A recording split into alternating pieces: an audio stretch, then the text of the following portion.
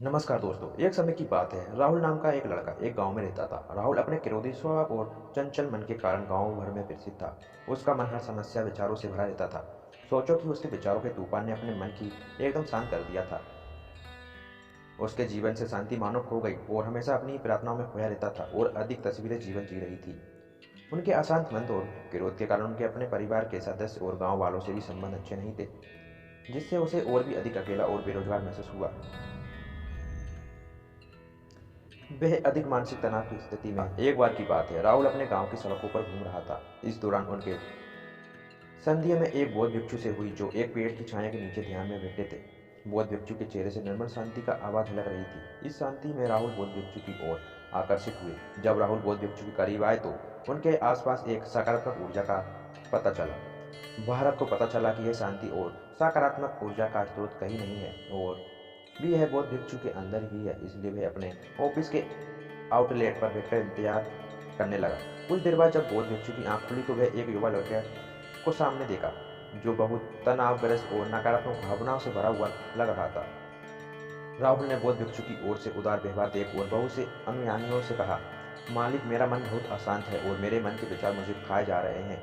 मुझे एक पल के लिए भी शांति महसूस नहीं होती। आप मुझे क्या सिखा सकते हैं कि मैं अपने अशांत मन को कैसे शांत करूं?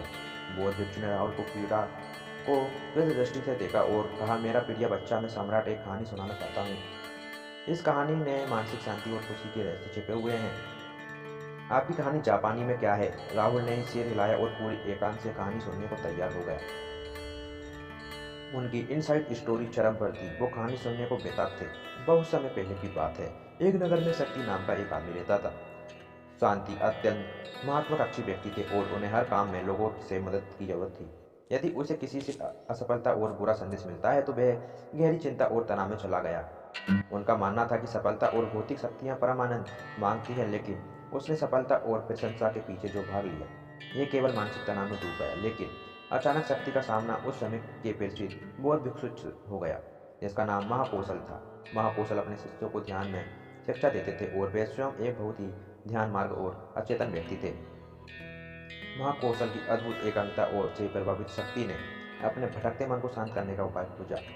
शक्ति ने कहा कि महेंद्र हमेशा सफलता के पीछे भागता रहा और लगातार अधिक हासिल करने की कोशिश करता रहा, फिर भी मुझे कोई क्षणिक संतुष्टि या असंतुष्टि नोट शिट इस निरंतर अपूर्णता के बीच में कैसे शांति पा सकता है? बौद्ध भिक्षु ने करुणा दृष्टि से अपनी ओर देखा और उत्तर दिया,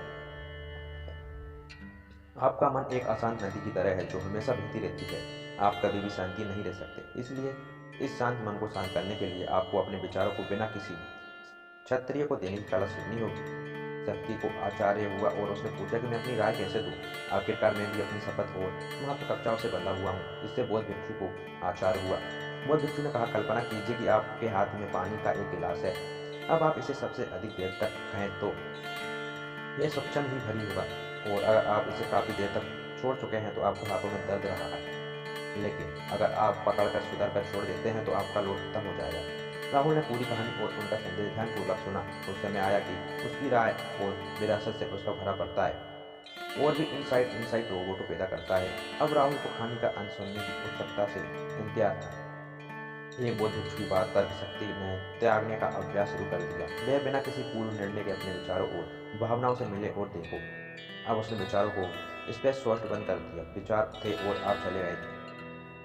धीरे धीरे उसे एहसास हुआ कि उसकी इच्छा और भावनाओं में सभी के दुख कारण है।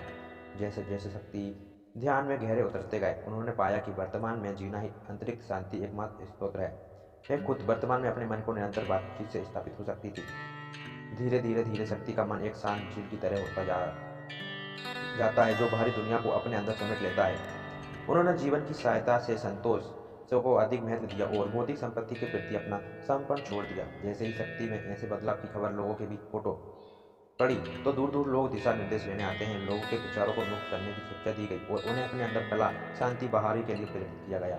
वे लोगों के बीच शांति और ज्ञान का प्रतीक बन गए।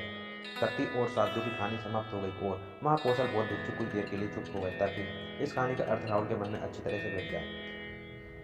राहुल ने बौद्ध भिक्षु की ओर देखा तो उनकी आंखों में अब एक नई समझ आ रही थी। राहुल ने धीरे धीरे से कहा कि मुझे यह कहानी ज्ञान दिखाती है, लेकिन मैं इसे अपने जीवन में कैसे लागू करता हूँ।